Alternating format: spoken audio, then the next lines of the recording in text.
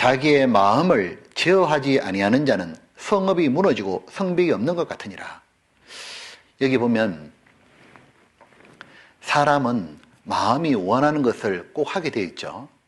신앙생활 잘하기 위해서 가장 중요한 건 뭐냐 하면 마음이 지켜져야 되는 거예요. 무릇 지킬 만한 것보다 더욱 내 마음을 지키라. 생명의 근원이 이에서 남이니라. 즉 자기의 마음을 제어할 수 없는 사람은 행동 제어하는 것은 불가능하다고 말인 거예요. 여기 보면 이렇게 말씀했죠. 마음을 제어하지 아니한 자는 성읍이 무너지고, 성읍 무너진다는 말은 아무것도 남는 게 없다고 말이잖아요. 도시가 파괴되는 것처럼 네 삶도 파괴될 거다 그 말인 겁니다.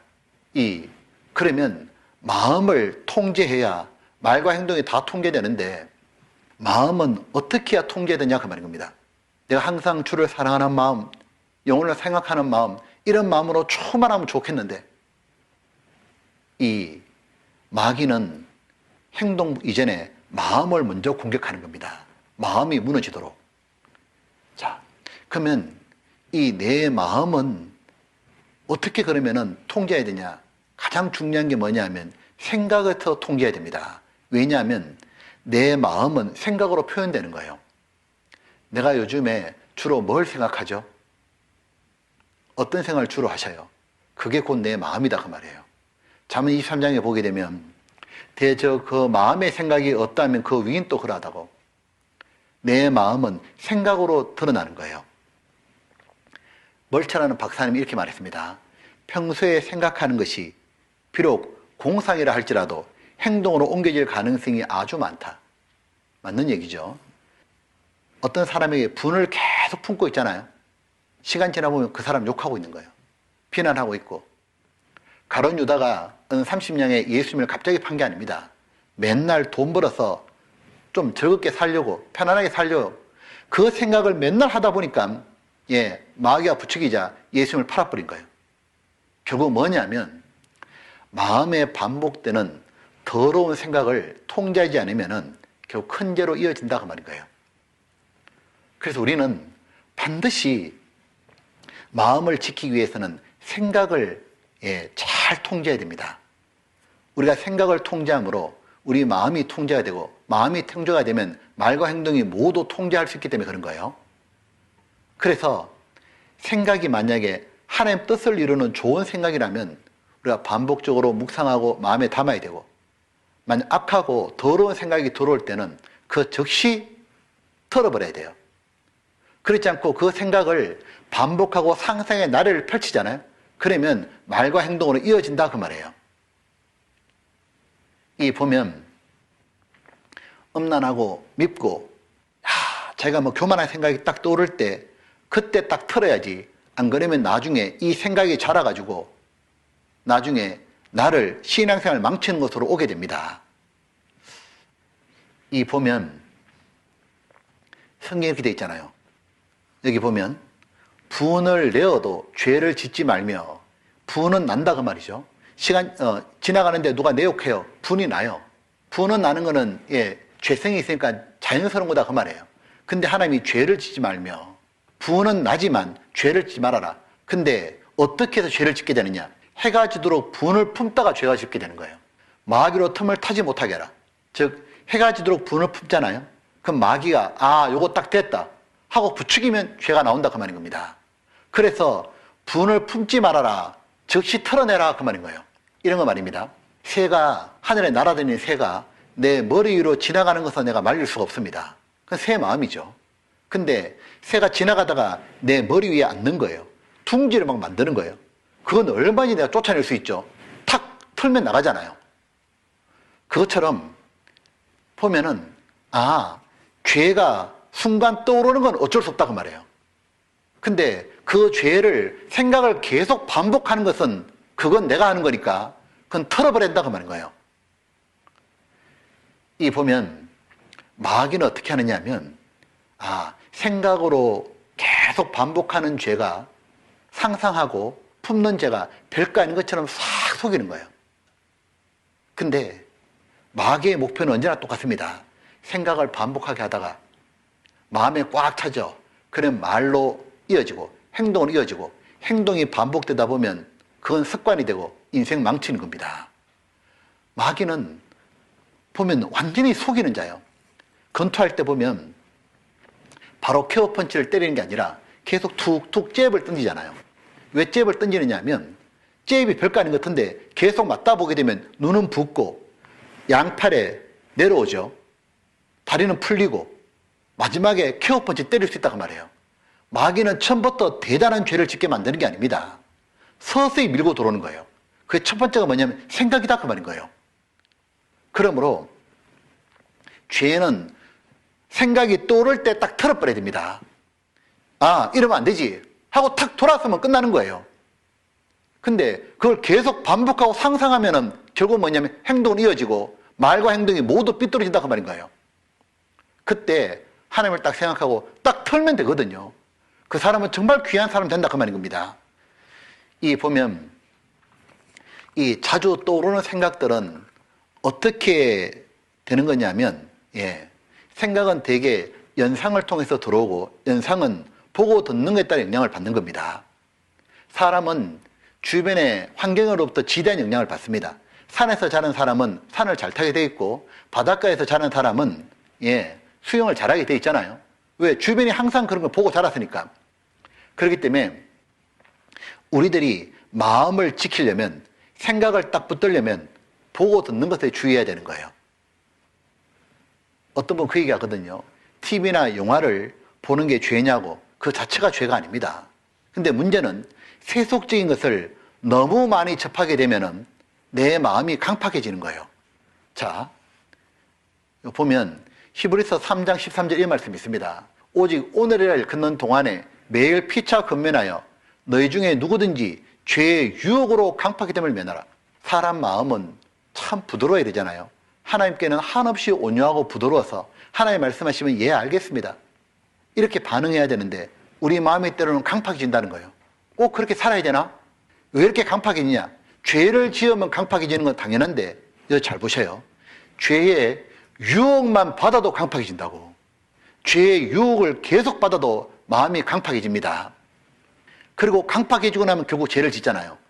그렇기 때문에 진짜 경건한 사람은 누구냐면 자신을 세속에 물들지 않도록 지키는 사람인 거예요. 그래서 내가 보니까 점점 마음이 이상해진다. 세상적으로 빠진다. 그때 딱 끊어버려야 되는 겁니다. 왜? 자꾸 내가 세상적인 거 생각하네. 세상 TV, 영화, 노래, 음악 자꾸 그걸 떠오르네. 찬송이나 하나님의 말씀이 떠오르는 게 아니라 내가 이거 뭔가 잘못됐구나. 하나님 아버지 앞에 정결하고 더러움이 없는 경건은 곧 가와 가부를 그 환난 중에 돌아보고 또 자기를 지켜 세속에 물들지 않은 이것이니라. 야고보서 1장 27절에 되어 있지 않습니까? 특히 우리들이 이 보는 것에 주의해야 됩니다. 악하고 더러운 것을 보지 않도록 해야 되는 거예요. 다윗이 밧세바 목욕하는 장면 보고 문제가 터졌잖아요. 간음하고 살인죄 지었지 않습니까? 그래서 하나님이 뭐라고 하시냐면 이스라엘 백성들에게는 이렇게 말했잖아요. 이거 한번 보셔요. 민수기 15장에 보게 되면 그 옷단귀에 술을 만들고 청새끈을 그 귀의 술에 더하라. 이는 너희로 보고 여호와의 모든 계명을 기억하고 준행하고 너희로 방종케 하는 자기의 마음과 눈의 욕심을 좇지 않게 하기 위함이라. 사람 마음은 방종으로 흐를 수 있습니다. 눈의 욕심을 쫓을 수 있는 거예요. 즉 잘못된 걸, 악하고 더러운 걸 계속 보게 되면 어떤 일이 벌이냐? 마음이 방종으로 흐르는 거예요. 경건한 마음에서. 그러고 나면 하나님의 계명을 못 지킨다고 말인 겁니다. 그래서 하나님이 하신 게 뭐냐면 옷단 기퉁이에 청새끈을 달아라. 이렇게 옷이 있잖아요. 이 끝에 끝자락에 바로 청새끈을 달아라는 겁니다. 청새끈으로. 이 청새끈이 영어로 로얄 블루거든요. 하늘색입니다. 즉 하나님을 생각할 수 있는 걸 달아라 그 말인 거예요. 이렇게 옷 끝에다가 그렇구나. 하나님을 가장 생각할 수 있는 게 뭡니까? 성경 말씀이잖아요. 이 교회잖아요. 교제잖아요. 기도 이런 거잖아요.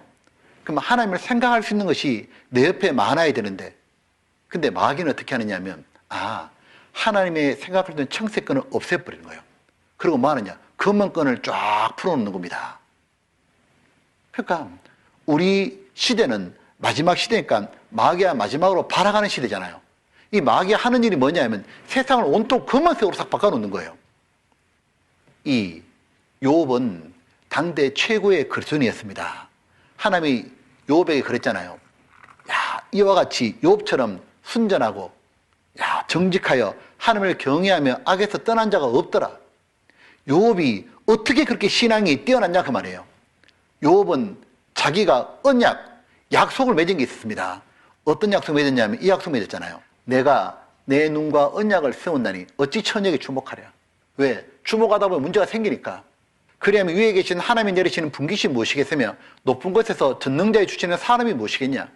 불의자에는 환난이 아니겠냐. 행악자에는 재앙이 아니겠느냐. 그가 내 길을 감찰하지 않으시겠느냐. 내 걸음을 다 세이지 않으시냐. 욥은 하나님께 축복을 받고 싶었습니다. 욥은 하나님이 자기 인생을 열어줄 수도 있고 막을 수도 있고 높여줄 수도 있고 밑으로 내릴 수도 있는 분야를 알고 있었습니다. 왜? 하나님은 전능자시니까. 인생의 높고 낮음이 하나님 손에 딸려 있는데 욥은 하나님께 축복을 받고 싶었습니다. 욥이 한 게 뭡니까? 죄를 지으면 하나님께 축복이 안 되니까. 그리고 하나님 내 걸음을 다 세고 보고 계시니까 욥은 자기 눈과 언약을 맺어버린 거예요. 어찌 천역에 주목하랴. 나는 내 눈과 딱 언약을 맺었다. 천역에 주목하는 게 아니라 돌아선다 그 말이에요. 언약을 탁 맺어가지고 왜? 하나님께 축복받고 싶으니까. 그래서 이 검은끈이 많은 가운데 욥은 어떻게 했냐면 청색끈을 바라봤습니다. 그 청색끈이 뭐였냐면 하나님의 말씀이었잖아요. 욥은 내가 그의 입술의 명령을 어기지 아니하고 일정한 음식보다 그 입의 말씀을 귀히 여겼구나. 욥은 일정한 음식 꼬박꼬박 먹어야 되는 것, 밥보다 뭘 더 귀히 여겼냐. 하나님의 말씀을 읽고 순종하는 것. 항상 욥은 자기 옆에 하나님의 말씀을 가까이 두려고 했잖아요. 욥은 구원받은 사람과 교제하는 걸 좋아했지 않습니까? 그러니까 이 시대는 어떤 시대냐면 이 시대는 정말 희한한 시대입니다. 마귀가 또요 듣는 것에도 사람이 확 넘어가도록 어떤 게 있냐면 유튜브 같은데 희한한 내용들, 쓸데없는 내용들, 잘못된 교리들 그런 거 시컷 듣고 어떻게 하냐면 하나님의 말씀에 떠나게 하려고. 귀도 조심해야 됩니다. 내 아들아 지식의 말씀에서 떠나게 하는 교훈을 듣지 말지니라. 보면 이 악한 동물을 삼가해야 되잖아요. 왜? 내 신앙을 해치니까. 아까 이 잠언 25장 28절 다시 한번 봅시다. 자기의 마음을 제어하지 아니하는 자는 성읍이 무너지고 성벽이 없는 것 같으니라. 앞에 보시죠. 자기의 마음을 제어하지 아니하면 성읍이 무너지고 인생이 망가지는데 그 뒷말씀이 희한하죠. 성벽이 없는 것 같으니라. 자, 성벽이 없으면 어떻게 될까요? 옛날 시대 전쟁할 때 성벽이 없으면 적들은 마음껏 쳐들어와가지고 마을을 초토화시켜버리잖아요. 그래서 항상 마을을 보호하려면 일단 성부터 짓죠. 만리장성처럼 성벽을 쳐가지고 적들이 마음 놓고 공격하지 못하도록. 느헤미야가 그 일을 했잖아요. 이 성경에 보게 되면 느헤미야가 일을 했죠. 이스라엘이 바벨론 포로에 돌아오고 난 다음에 성전을 지었습니다. 그 주변에 이렇게 마을이 있죠. 근데 이 성전이 가장 중요한데 문제는 뭐냐면 성벽이 없는 거예요. 느헤미야가 이렇게 성벽을 지었죠. 그리고 문들을 딱 달고 여기 보면 성벽이 딱 쳐지고 나니까 성벽의 역사가 52일 만에 끝남에 우리 모든 대적과 사면 이방 사람들이 이를 듣고 다 두려워하여 스스로 낙담하였으니 이는 이 역사를 우리 하나님이 이루신 걸 알미니라. 하나님이 원하신 게 뭐냐면 이스라엘의 성벽을 세우시는 거였습니다. 이 일을 느헤미야와 이스라엘 백성들이 힘을 합쳐서 했다 그 말인 겁니다. 그걸 딱 듣고 나니까 이방인들이 드디어 이스라엘을 함부로 공격 못하는 겁니다. 이 보면 하나님께서 하시는 일이 있습니다. 우리의 마음을 이 마귀가 공격을 쉽게 못하도록, 이 마음을 쉽게 차지하지 못하도록 마음에다가 하나님은 은혜의 성벽을 딱 쌓아주시는 거예요. 참 사람 신체도 희한합니다. 사람이 뼈가 206개라 그러잖아요. 그 중에 더 단단한 뼈가 있고 단단하지 않은 뼈가 있잖아요. 가장 단단한 뼈는 가슴뼈하고 해골이라 그러죠. 하나님이 왜 이걸 단단하게 만들었을까? 너무 중요한 장기들이 들어있는 거예요. 이 해골 안에는 뇌가 들었잖아요. 이 가슴뼈 안에는 심장과 폐가 들었잖아요. 그러니까 그런 장기들은 타격받으면 바로 우리가 죽습니다. 그래서 아주 튼튼하게 단단하게 방어벽을 만들어놨다 그 말인 겁니다. 이것처럼 하나님은 가장 중요한 게 우리 마음이기 때문에 우리의 마음을 보호하게 하시려고 마귀의 공격에서 지키시려고 어떻게 하냐면 은혜의 성벽을 두껍고 단단하게 높게 쌓아주길 원하시는 겁니다. 성경에 이런 말씀 있죠. 여러 가지 다른 교훈에 끌리지 마라. 마음은 은혜로서 굳게 함이 아름답고 이 사람 마음은 하나님의 은혜를 많이 받으면 은혜의 성벽이 쌓아지는 겁니다. 그러면 마귀가 조금 두드려가지고는 까딱도 없는 거예요. 성벽이 높으면 적들이 공격을 못 하잖아요. 하나님의 은혜를 주는 방법이 뭡니까? 말씀인 거예요. 기도인 거예요. 은혜의 보좌 앞에 기도하러 나가잖아요. 교제인 거예요. 이 교제는 은혜 하나님이 계시는 곳이잖아요. 전도하면서도 은혜는 계속 있습니다. 그러니까 주님이 원하시는 건 뭐냐면은 우리들이 정말 하나님의 은혜를 받아가지고 성벽이 두껍게 쌓이길 원하는 거예요. 높고 단단하게. 근데 마귀는 잘 아는 겁니다. 저 은혜의 성벽이 아주 두터워지면 우리는 마음을 공격 못한다. 그럼 어떻게 하냐? 은혜의 성벽을 못 쌓게 해야 된다. 어떻게 할까요? 영적으로 게으르게 만들어버린 거예요. 나태하게 만들어버린 거예요. 이 느헤미야가 이 앞에 보시면 이렇게 성벽을 쌓을 때 쉬운 게 아니었습니다. 밖에서부터 해방하는 거예요. 이 성벽 쌓아지면 공격 못하니까. 또 이 성벽을 쌓는 일은 쉬운 게 아닙니다. 노동을 해야 되잖아요. 힘들잖아요. 그러니까 안에 있는 이스라엘 백성 중에도 불평불만을 하는 겁니다. 안팎으로 힘든 게 있었습니다. 이것처럼 우리도 동일한 거예요. 우리가 하나님의 말씀을 듣고 기도하고 교제하고 전도하고 이런 속에 은혜의 성벽이 점점 높이 단단하게 지어지는데 어떻게 하냐? 안팎에 해방이 있는 거예요. 마귀가 해방하죠. 세상 좋은 것들을 스마트폰 건데 뿌려대가지고 여기 빠져라고. 또 속에 있는 우리 육신은 싫어하잖아요. 그러니까 어떻게 합니까? 가장 두려운 게 뭐냐면 사실은 게으른 겁니다. 여기 보면 게으른 자의 정욕이 그를 죽이나니 이는 그 손을 일하기를 싫어함이라. 게으른 자의 정욕, 즉 영적 게으름인 거예요. 이 보면은 여기에 이래 돼 있죠. 게으른 자는 마음으로 원해도 얻지 못하나. 보면 게으른 자의 정욕이 그를 죽이나니. 그렇기 때문에 우리는 어떻게 됩니까? 진짜 두려운 게 뭐냐면 영적으로 게을러지는 거예요. 다윗이 영적으로 게을러져 가지고 늦게 일어났잖아요. 말씀을 멀리 했잖아요. 결국 뭐가 되냐면 속에 있는 음심이 확 올라오니까 바세바 모욕하는 거 보고 죄지었지 않습니까? 우리는 정말 두려운 게 뭐냐면 내가 영적으로 게을러진 걸 정말 두려워야 됩니다. 그래서 신앙의 목표를 딱 세우고 하루하루 실천해 나가야 되죠. 성경 읽는 것, 기도하는 것, 교제 있으면 꾸준히 참석하고. 그러니까 교제 가기 싫어도 가야 되고 말씀 보기 싫어도 봐야 되고 기도하기 싫어도 무릎 꿇어야 됩니다. 자신 억지를 쳐서 복종시켜서 하나님의 은혜를 받으면 은혜의 성벽이 두꺼워지면 괜찮다니까요. 말과 행동이 모두 통제됩니다. 근데 자꾸 어떻게 되느냐 하면 영적으로 게을러지면 다 무너지는 거예요. 하나님은 하나님 뜻대로 살고 하는 자녀를 반드시 도와주십니다. 여기 보면 느헤미야가 이 성벽을 샀는데 이래 됐습니다. 우리가 성을 건축하여 전부가 연결되고 이는 백성이 마음대로 역사했습니다. 이 보면 느헤미야하고 백성들이 안팎으로 힘든 게 있지만 정말 바르게 하고자 하는 마음으로 마음을 쏟았습니다. 마음을 쏟으면 하나님이 도와주시는 거예요. 그래서 기업과 성벽이 튼튼하게 재건되도록 만들어 주셨잖아요. 무릇 있는 자는 받아 더 풍족하게 됩니다. 그러니까 하나님은 마음을 드리면 하나님의 은혜를 받게 하시는 거예요. 그러니까 하나님의 은혜가 내가 정말 받고 싶으면 마음을 넣으면 됩니다. 예를 들면 이런 겁니다. 내 아들아 네 마음을 내게 주며 내 눈으로 내 길을 즐거워할지어다.